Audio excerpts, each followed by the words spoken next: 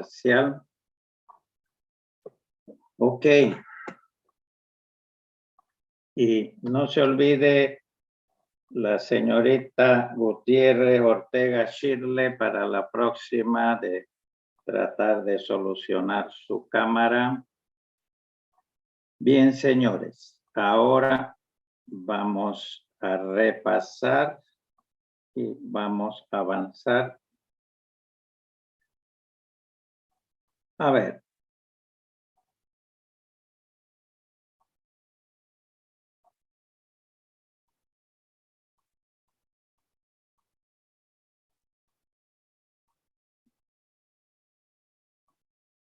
El práctico era bastante sencillo, señores. Nosotros en clase 2 veces, si no me equivoco, repasamos la función call, la función ret y el paso de parámetros.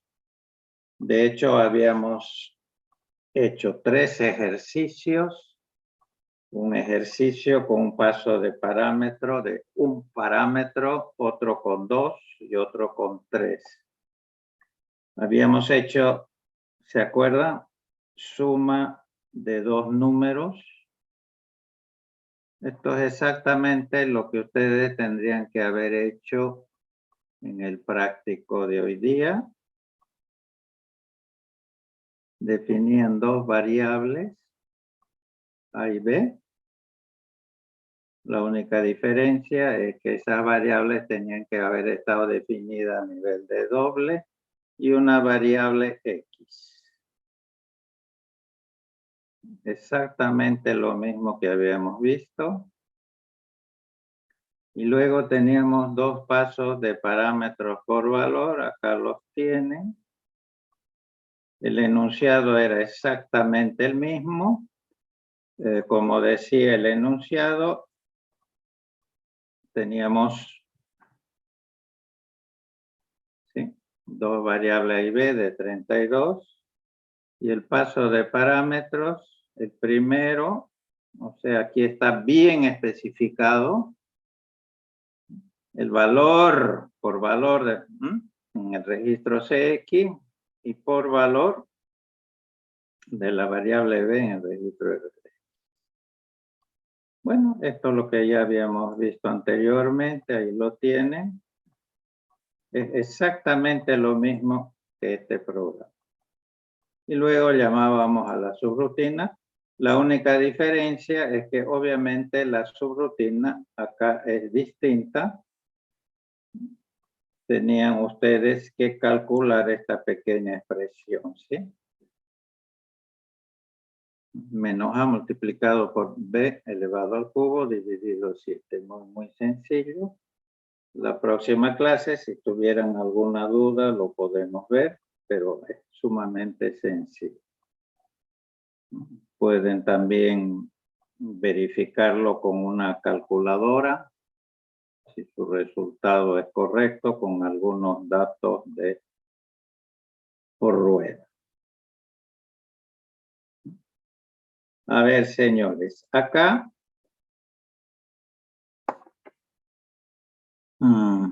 sí, tenemos entonces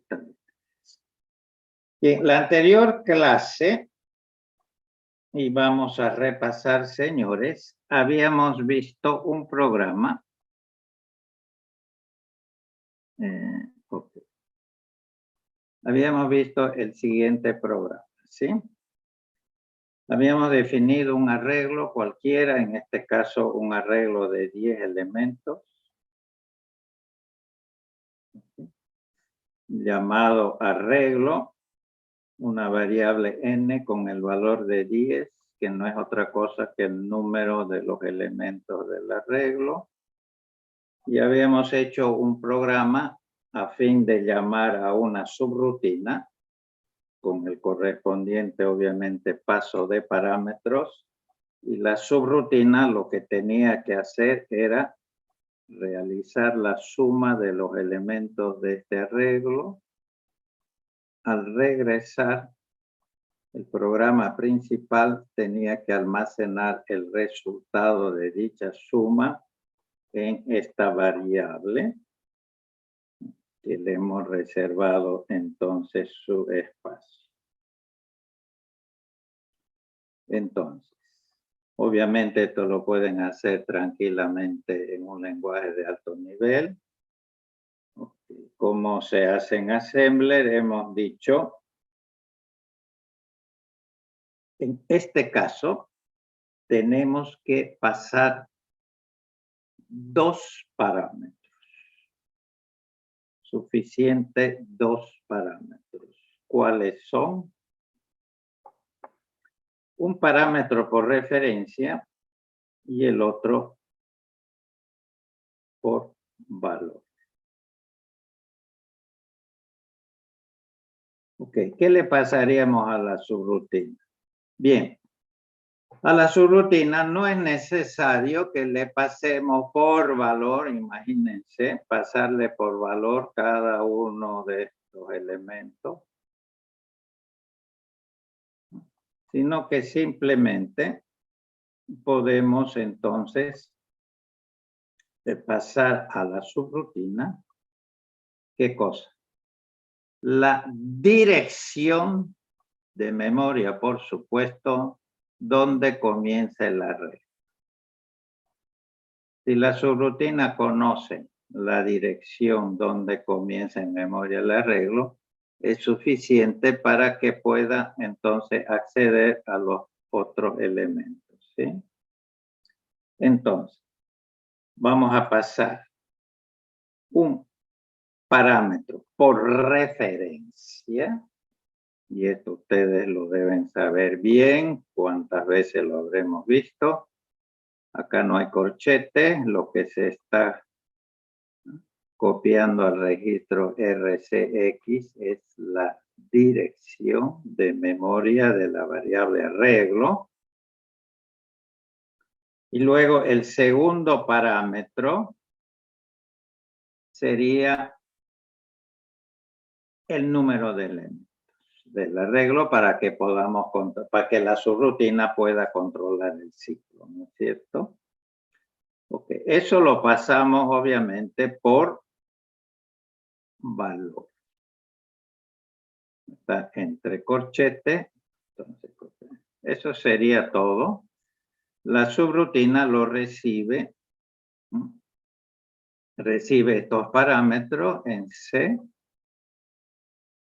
Fíjense el asterisco, está recibiendo entonces la dirección de la variable arreglo, un puntero y n por valor. Una vez que hemos pasado los parámetros correspondientes, podemos llamar a la subrutina. Y la subrutina conoce dos cosas. ¿Qué conoce la subrutina? ¿Qué se le ha pasado? Se le ha pasado la dirección de memoria donde comienza el arreglo en el registro RCX y el número de elementos del arreglo. Una forma de hacerlo, vamos a usar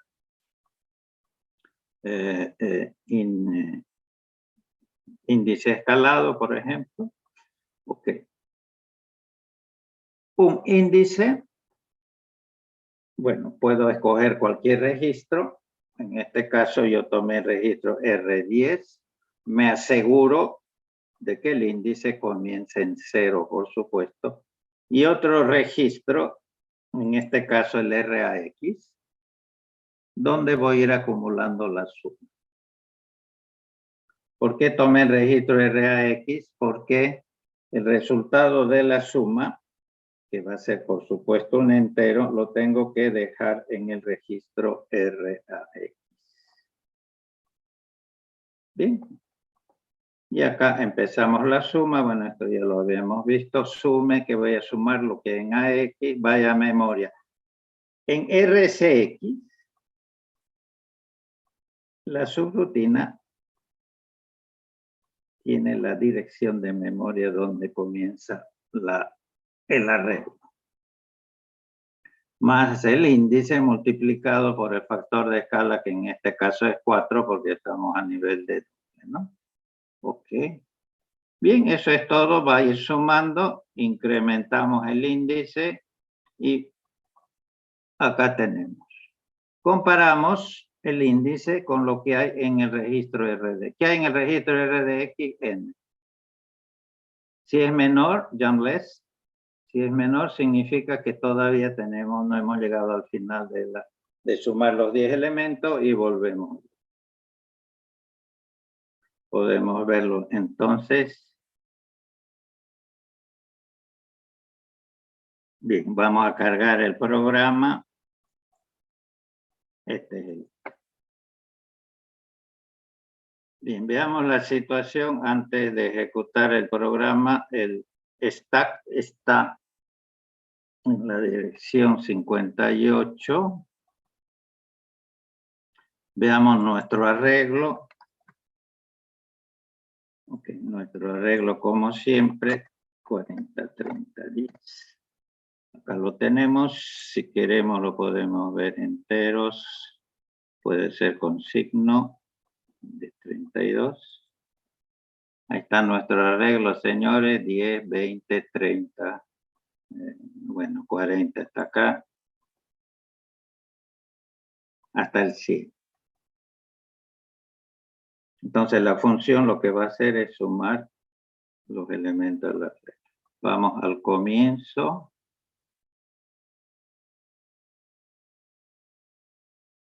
Okay. Nos ubicamos. Perfecto. Bien. Ahí está, señores, el paso de parámetros. El primero en el registro RCX, la dirección de memoria donde empieza el 40, 30, 10. De hecho, 40, 30, 10 es el primer elemento. Apunta al primer elemento. En EDX le vamos a pasar el número de elementos 10. Estos serían los dos parámetros. Luego tenemos el call. El call, no se olviden, lo que va a hacer es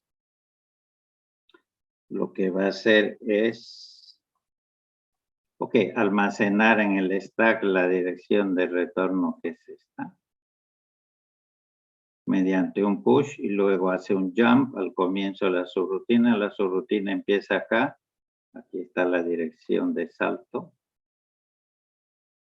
Ahí está, guardó la dirección de retorno y hizo un jump al comienzo de la subrutina.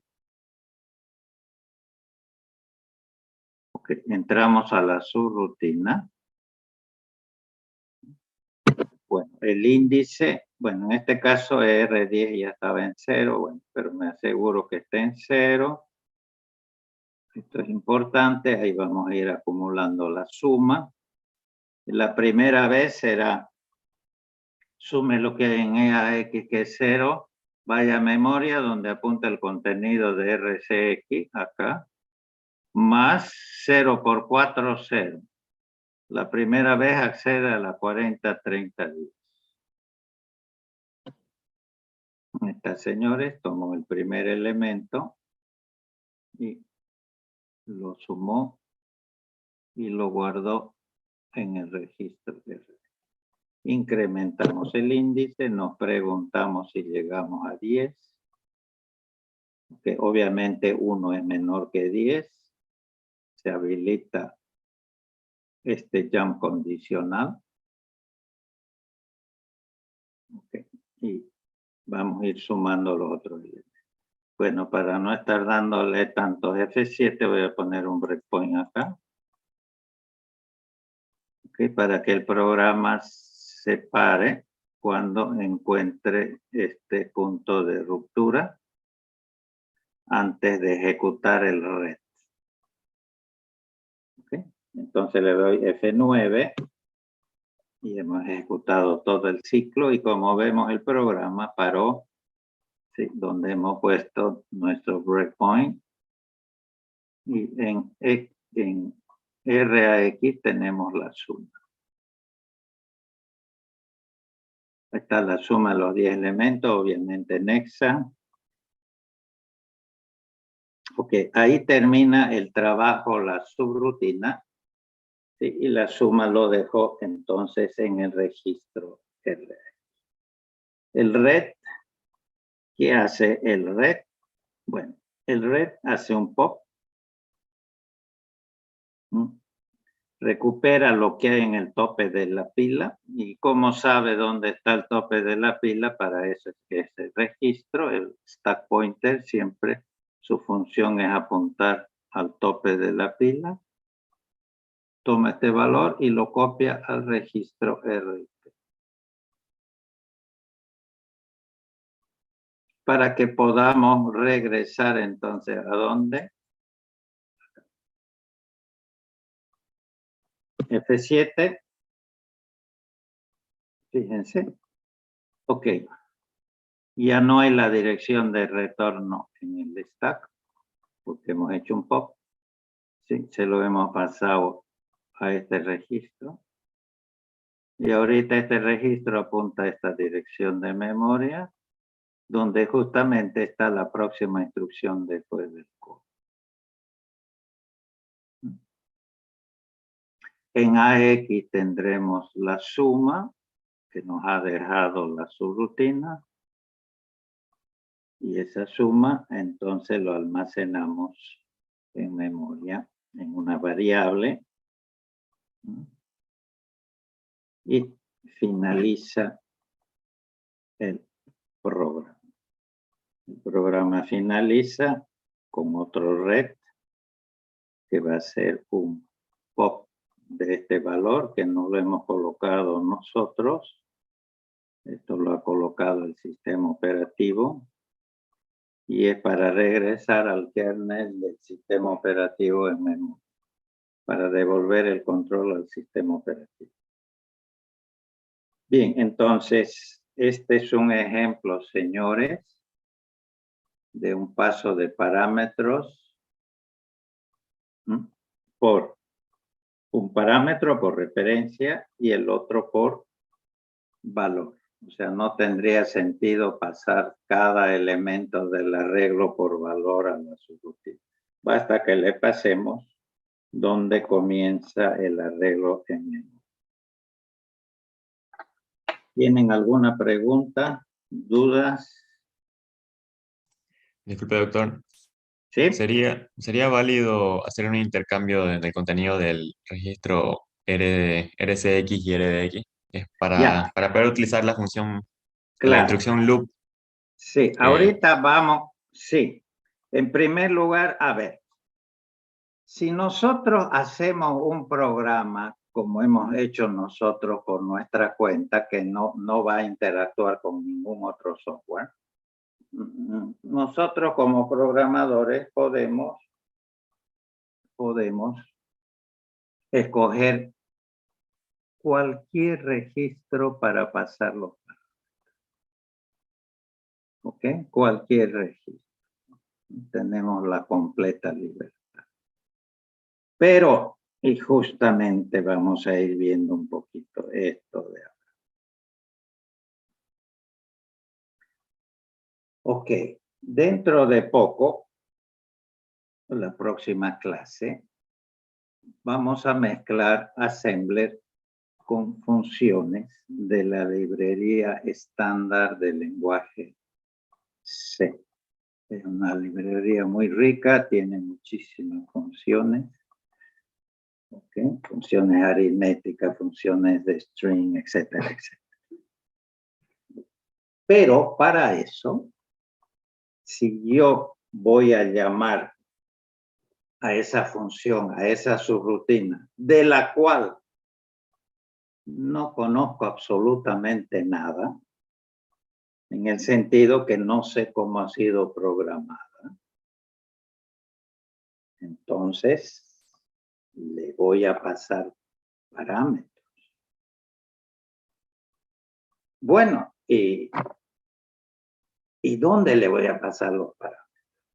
Si cada uno va a escoger los registros que quiera, yo no puedo interactuar entonces con el compilador.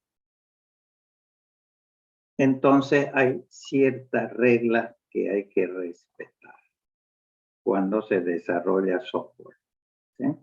Viceversa, por ejemplo, después vamos a ver. Yo tengo un programita en C o cualquier otro lenguaje.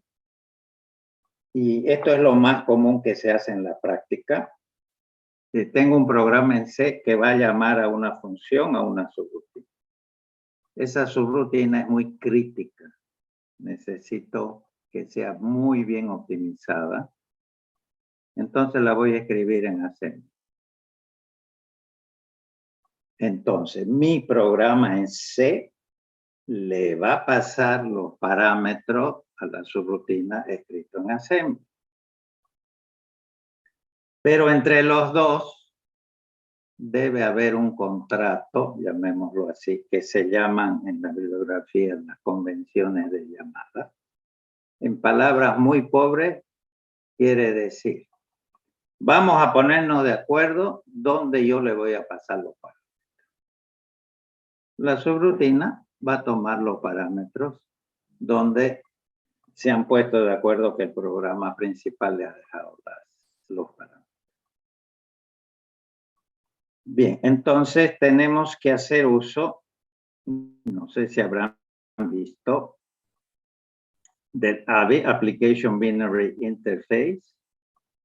Microsoft define en su software, ¿sí?, para los programas de 64, no de 32, ¿sí?, lo que se llama las convenciones de llamada, que son muy simples en realidad.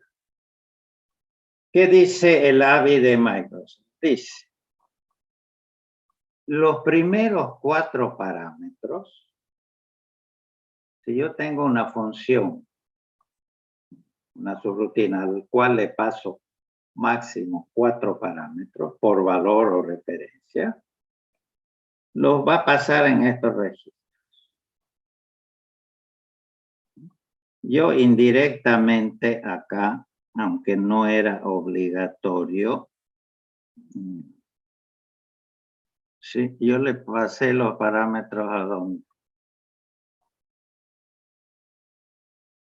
RCX y RX, o RDX si quiere. Entonces, los 4 primeros parámetros, supóngase que ustedes en C tienen una función, bueno, no la pongamos, que le pasan 4 parámetros. Así llamamos una función en C. Obviamente A, B, C y D son que deben estar definidas, ¿sí? Entonces, ¿cómo tenemos que pasar estos parámetros? Acá está. Para enteros, obviamente, no flotantes. Okay. De derecha a izquierda. Significa que el valor, si lo vamos a pasar por valor, digamos, del parámetro A, de la variable A, ¿dónde tenemos que dejárselo? En RC. B en RDX, C en R8 y D en R.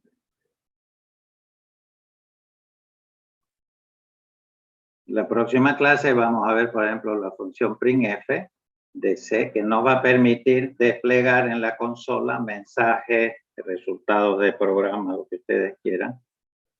Pero para usar printf, que no la hemos programado nosotros, tengo que saber cómo le voy a pasar los parámetros. No le puedo pasar los parámetros en cualquier registro que se me antoje. Tengo que pasárselo en este orden. Ahora, si hubiera más de 4 parámetros, el siguiente, el parámetro número 5, argumentos remanentes, si es que hubiera, se pasan a través del stack.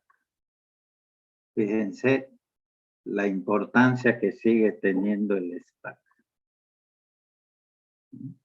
Ok, bueno, de izquierda, si hubiera de esta forma, primero tendría que pasar de derecha a izquierda, porque al recuperarlo, como es LIFO, lo voy a recuperar en el orden correcto, E y luego F. Ok, y luego dice, cuando mi subrutina, mi función me devuelve un entero, como en todos los casos que estamos viendo, ¿dónde me los tiene que dejar? En el registro de registro. Cualquier función escrita en C, van a ver ustedes que cuando devuelve un entero se lo va a dejar siempre en el registro R. Ahí. Bueno, si es una... bueno, si es menos que 64, me lo deja en el registro EAX y así sucesivamente. ¿Okay? Bueno, en caso de una división, en RAX, el cociente y el residuo. Entonces, esto lo vamos a ver en la próxima clase, pero no es difícil, es decir, es un contrato entre quién llama la subrutina y la subrutina. Es decir, pongámonos de acuerdo dónde le voy a dejar los parámetros. Porque si yo le digo a un programador que me desarrolle una subrutina, ¿sí? Él tiene que acogerse a estas convenciones. Ok, lo veremos entonces la próxima clase. Bueno, si no hay dudas o preguntas, finalizamos acá. Seguiremos la próxima clase. ¿Ninguna pregunta, duda? Ok, entonces voy a finalizar. Hasta luego. Una consulta. ¿Sí? ¿A qué se refiere con volátil y no volátil en los parámetros? Ya, eso lo vamos a ver, no quiero ahorita. Ok. Pero a ver, le voy a dar una breve, sí, porque no quiero. Correcto, esto acá dice, esto es otra cosa sumamente importante. Acá dice no volátil y acá dice volátil, scratch, borrador. Significa que cuando se llama a una subrutina, a una función, le hemos pasado los parámetros. Okay. La subrutina tiene todo el derecho de usar estos registros para su trabajo. Entonces, cuidado, que si yo tengo un valor en RAX y no quiero perderlo, cuando yo regrese de la subrutina, ese valor ya no va a existir porque la subrutina me lo ha utilizado ese registro para su trabajo. Entonces, en estos casos, lo que generalmente se hace es guardar primero en el stack este valor, porque la subrutina me lo va a destruir, y después al final, antes de regresar, hago un pop para recuperar. Hay otros registros que la subrutina los puede utilizar, pero cuando vuelva no me debe haber cambiado los valores. Por ejemplo, el registro RBX, ok, si yo tengo un valor en RBX, llamo una subrutina, estoy 100% seguro que al regresar de la misma, en RBX va a haber el mismo valor.